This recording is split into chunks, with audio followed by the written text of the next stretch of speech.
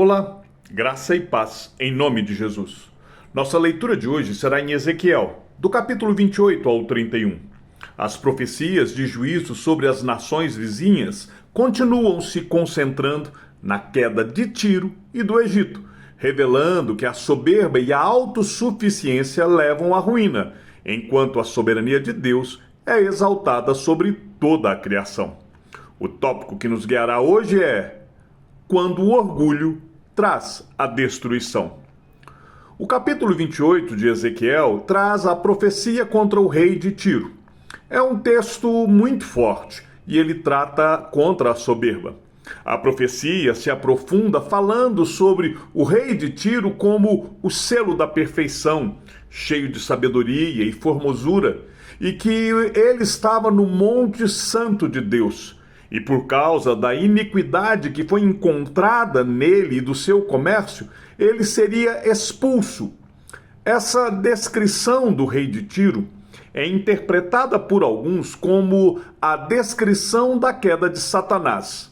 Porém, não há no texto elementos suficientes para negar ou para sustentar essa interpretação. Ezequiel, capítulo 29, a profecia se volta contra Faraó do Egito, o grande crocodilo que jaz no meio dos seus rios. Faraó será julgado por causa da arrogância e o Senhor o destruirá. Essa arrogância de Faraó é um retrato da soberba humana que se exalta sobre a criação e se recusa a reconhecer a soberania de Deus. Ezequiel, capítulo 30, é a continuação da profecia, que detalha a destruição que viria sobre o Egito e as nações que o apoiavam.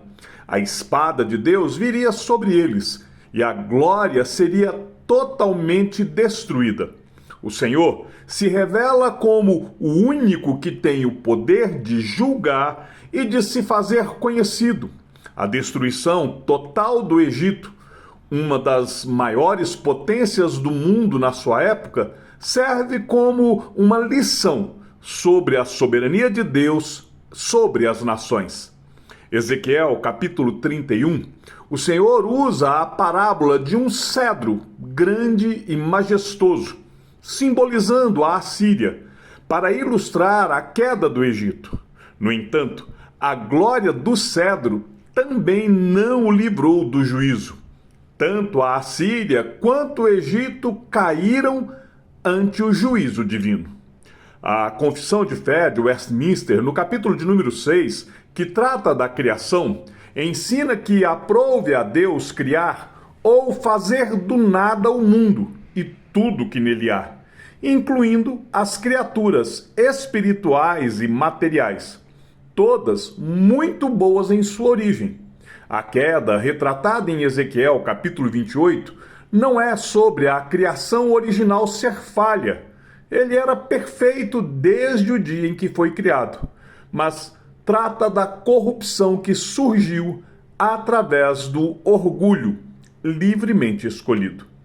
O Catecismo Maior de Westminster, na questão de número 16, nos ensina que Deus criou todos os anjos como espíritos imortais, santos, excelentes em conhecimento, poderosos em força, para executar seus mandamentos e louvar o nome de Deus, mas sujeitos à mudança.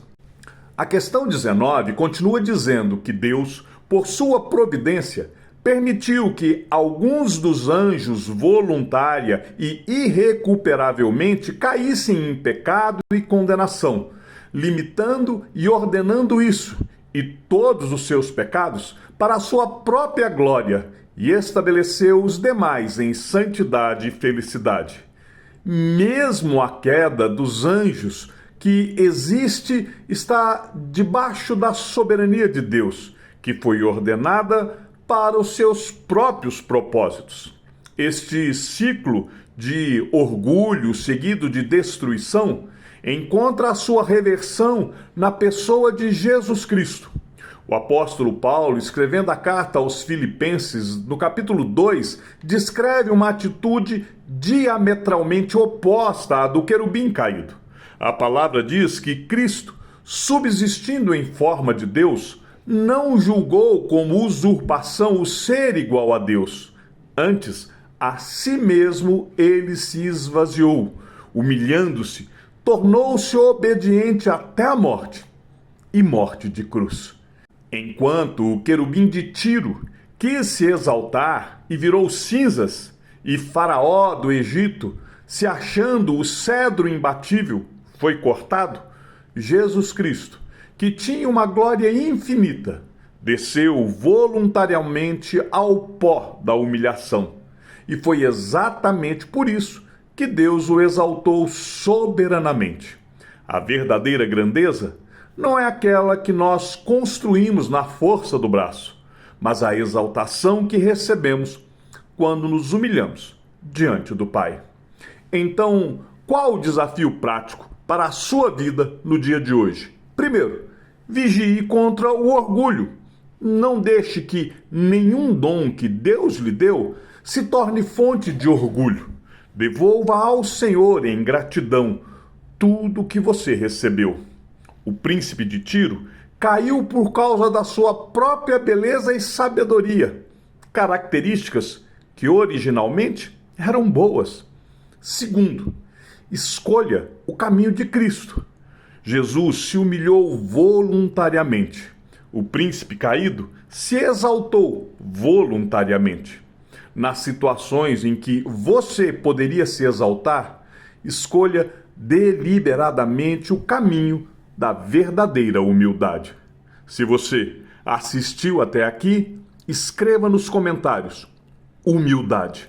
Compartilhe este vídeo em suas redes sociais para que as pessoas reconheçam os sinais de orgulho em suas próprias vidas e descubram que o verdadeiro caminho para a exaltação é seguir o caminho que Cristo ensinou. E isso passa pela humildade voluntária, não pela autoexaltação, pois essa precede a queda.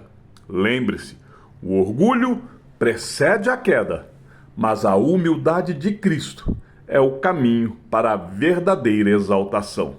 Que o Senhor te abençoe e te guarde, e até amanhã, se assim o Senhor nos permitir.